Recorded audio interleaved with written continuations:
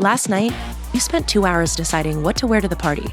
This morning, it'll take you 2 minutes to list it on Depop and make your money back. Just grab your phone, snap a few photos, and we'll take care of the rest. The sheer dress and platform heels you'll never wear again, there's a birthday girl searching for them right now. Your one and done look is about to pay for your next night out. Or at least the ride home. Your style can make you cash. Start selling on Depop, where taste recognizes taste. Japan isn't just temples and cherry blossoms. It's haunted castles, urban legends, yokai lurking in the shadows, and true crime cases where something doesn't quite add up.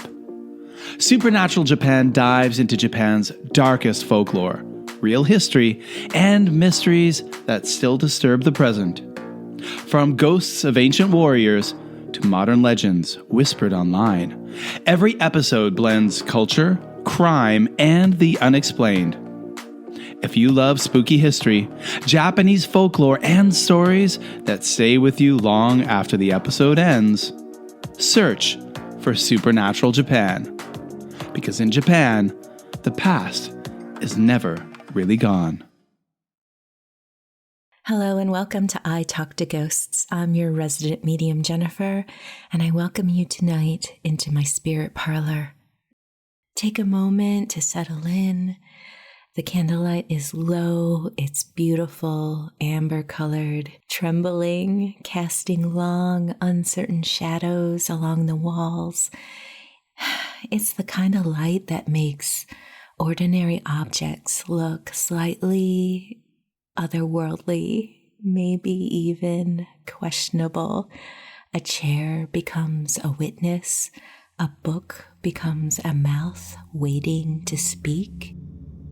Tonight, I want to talk about divination. I think it's a perfect evening for it. We're getting close to halfway to Halloween, and it's around this time, even amongst the spring flowers, where I'm longing for spooky topics. So thank you for joining me.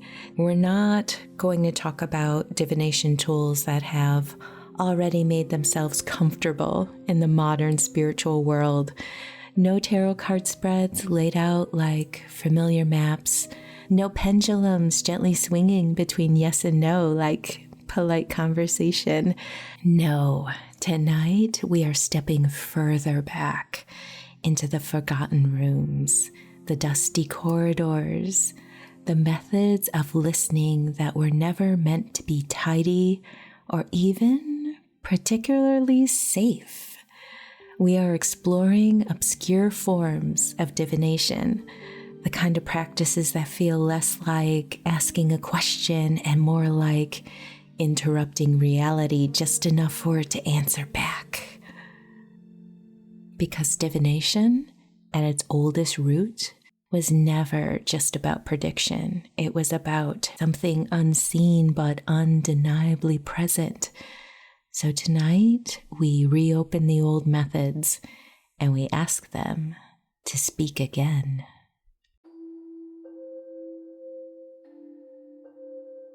Let's warm up with a divination tool you may have heard of, but it's not really used very often.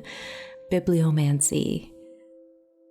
The act of asking a question and letting a book answer. You open a book at random. Your finger lands on a passage, and whatever is there becomes your message. It sounds almost too easy, doesn't it? Like coincidence dressed up in ritual clothing. But bibliomancy has always relied on one essential belief, that meaning is not created solely by the mind, but revealed through timing. In ancient practice, sacred texts were often used, religious scripture, poetry, philosophical writings, the idea being that the book already contained a living intelligence, and your question simply opened the door at the right moment.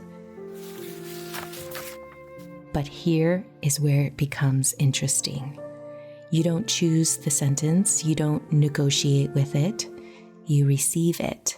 And sometimes what appears is really precise, uncomfortably so, a line that feels like it had been waiting for you longer than you were looking for it. Modern practitioners often expand this beyond sacred text. Any book becomes a potential oracle.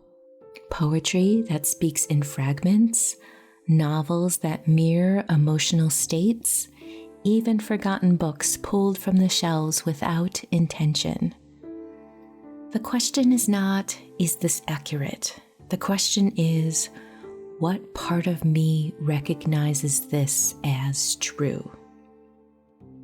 If you want to explore bibliomancy a little bit further, I've created a ritual over on my Patreon. It's going to be a slow, immersive exercise where we actually step into the act of divination together, choosing a book, asking a question, and receiving a message, and more about learning how meaning reveals itself when you stop trying to force it. I'll tell you at the end of the episode how you can find my Patreon.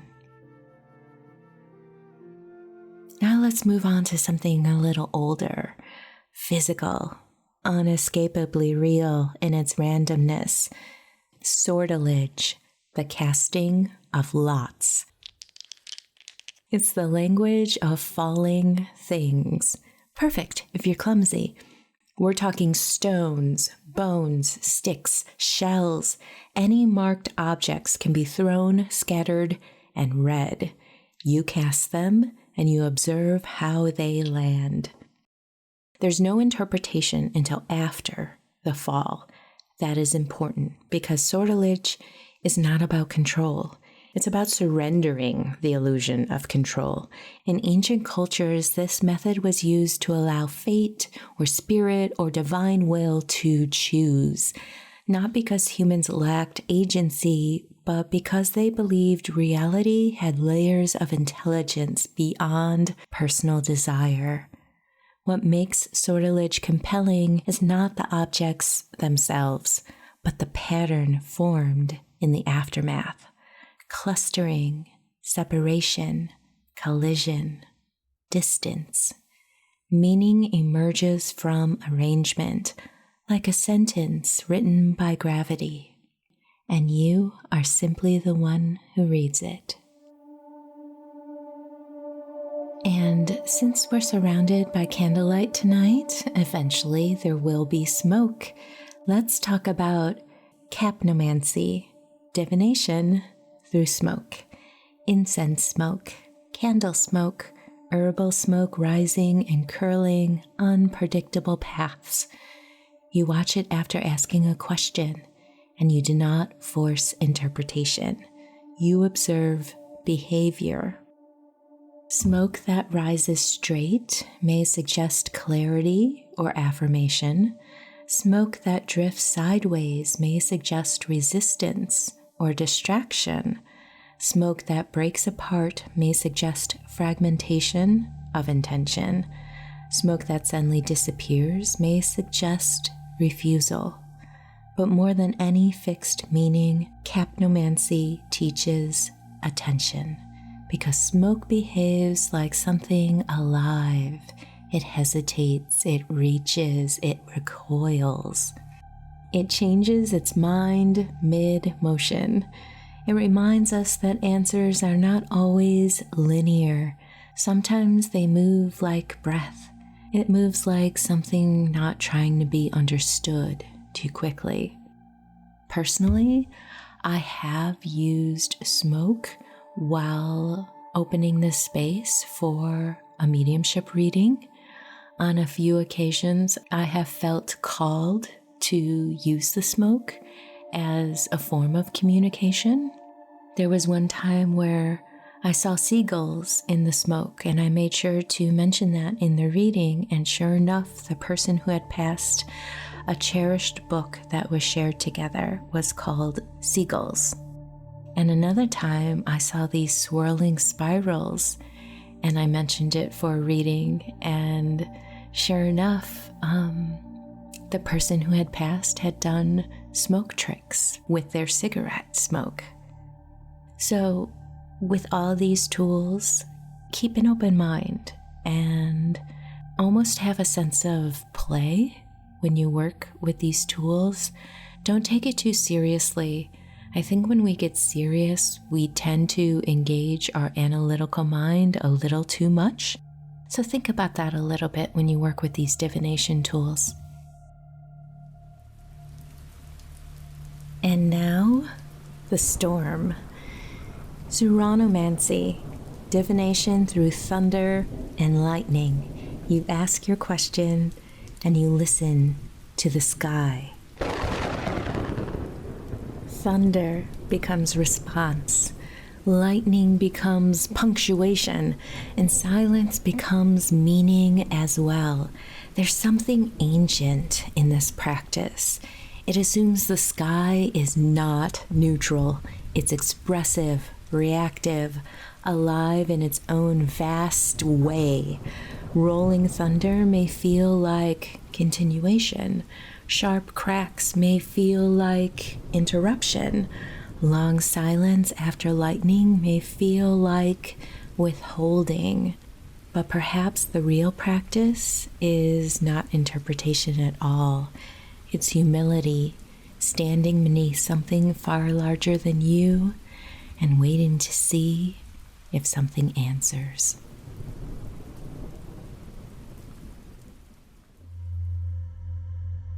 Now, let's turn inward. Gastromancy, a controversial and often misunderstood form of divination involving trance states and involuntary expression. This is not about possession in the theatrical sense. It's about altered awareness, shifts in consciousness where meaning seems to rise from somewhere deeper than conscious thought. Sensations, words, movements, images, sometimes emerging without clear intention. In traditional contexts, this was sometimes interpreted as spirit communication. In modern understanding, it may also be viewed as subconscious expression, breaking through structured awareness. Either way, the experience is the same. Something speaks that you did not consciously decide to say. And the question becomes not, what is speaking, but rather, what part of me has been waiting to be heard in this way? Now we come to something simple again. Cephomancy, divination through pebbles and marked stones. Small objects held in a hand, cast or drawn, interpreted by arrangement or intuition. There's something grounding about this method. It removes spectacle. It removes distance. It places meaning directly into your hands. No thunder, no smoke, no books. Just weight, texture, and placement. And sometimes that's enough because the smallest object can still carry a reflection of a larger question. And finally, let's end with something strange. Electromancy, historically associated with chickens selecting grain near letters or symbols. In a way, it's the language of divination with birds. The core idea remains the same. Let something else choose. Let meaning emerge without forcing it into existence. Because sometimes the act of not choosing is what reveals what was already chosen beneath awareness. Traditionally, in its ancient form, it would involve a white rooster, and you would observe which grains of wheat the bird pecked from a circle of letters. And sometimes this method could reveal names or predict events. Traditionally, this was performed when the sun or the moon was in Aries or Leo. This practice was sometimes compared to the modern Ouija board, designed to allow the bird to select letters or dispel messages. So tonight we explored some forgotten methods of divination, books that speak when opened, stones that scatter truth into patterns, smoke that moves like thought, and storms that answer when you ask a question. And perhaps the thread running through all of this is not prediction, not certainty, but your attention, a willingness to listen in forms that do not resemble speech necessarily. Because divination, in its oldest sense, it was about a relationship with the unknown, and the unknown has many dialects. Some speak in storms, some in silence.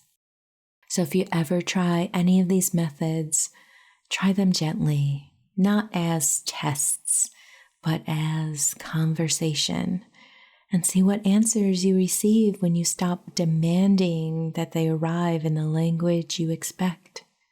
Thank you for joining me tonight and sharing the space in the spirit parlor with me.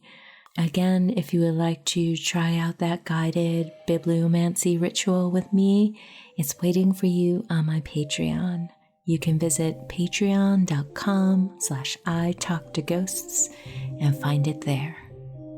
I hope that this conversation has sparked some curiosity with you, and I absolutely love that dreamy feeling that we don't know everything and we're surrounded by magic in all forms. Until next time, take care.